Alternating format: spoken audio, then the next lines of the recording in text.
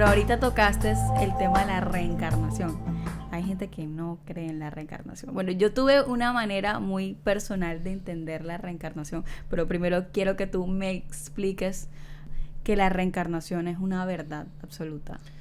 Bueno, el tema de la reencarnación es de los más complejos de entender, porque de hecho, si bien yo soy un convencido de que es una ley natural y que es real, es bastante difícil encontrar argumentos para sustentarla, ya que el principal argumento sería que nosotros pudiésemos recordar eso.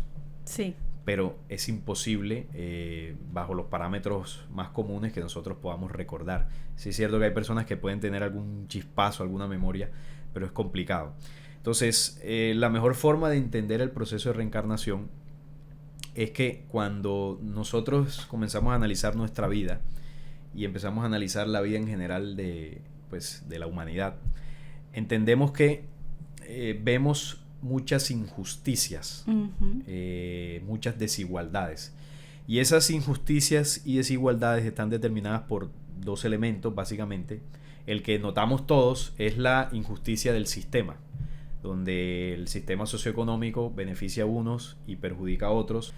El sistema que no está sustentado bajo la misma ley que sustenta el corazón, por ejemplo. Y el segundo elemento es ese que tú dices, porque además de la desigualdad material, hay una desigualdad espiritual, podríamos llamarle, ¿no? O emocional, donde vemos personas que a pesar de tener un buen corazón, les pasan cosas horribles, y hay personas que son perversas y uno ve que triunfan. Sí. Entonces ahí funciona una ley que no está sujeta al sistema, sino que está sujeta a una ley de causa y efecto que tiene que ver con el espíritu humano, donde las causas que tú generas, no solamente en esta vida, sino en vidas anteriores, te da como resultado un efecto, y el efecto es lo que vives en el presente de tu existencia. Sí. Entonces, tú puedes ser buena persona en esta encarnación, pero tú pudiste haber sido un perverso en la encarnación anterior o en dos anteriores. Y esa memoria negativa que tú guardas en tu espíritu, tú debes depurarla, porque tú en ese mal accionar hiciste daño a otros. Es decir, siendo perverso, tú lastimaste a otro ser humano.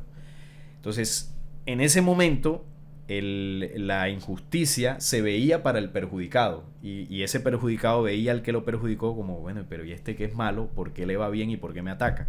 Quisiera, y muchas veces pensamos así, quisiera que algo malo le pasara, o a muchos que toman justicia por su propia mano.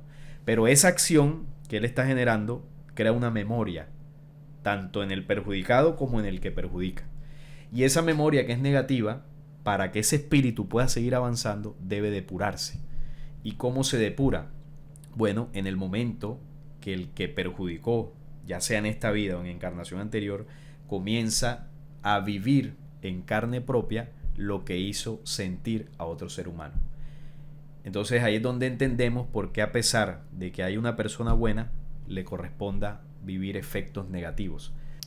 Para entenderlo tiene que vivirlo. Hay muchas Claro. personas que quizás yo te hago daño sin querer. O sea, no fue mi intención. Claro. Y de hecho sé que te hice daño y quisiera no haberlo hecho. Y bueno, no pasa nada. Porque no fue mi intención.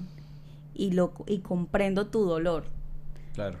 Pero cuando yo hago algo con una mala intención, o cuando hago algo pero no te comprendo, yo necesito comprenderlo. Entonces, la ley es tan perfecta que para que yo pueda tener ese aprendizaje que le hace falta a mi espíritu de comprender qué es lo que tú sentiste y experimentaste, entonces necesito vivirlo. Hay una enseñanza de Jesús, ¿no?, en la Biblia que digamos que lo explica un poco. Dice: cualquier pecado en contra del Hijo del Hombre será perdonado, pero aquel que peque en contra del Espíritu no se le perdonará ni en este siglo ni en el venidero. Entonces, ¿qué significa esto?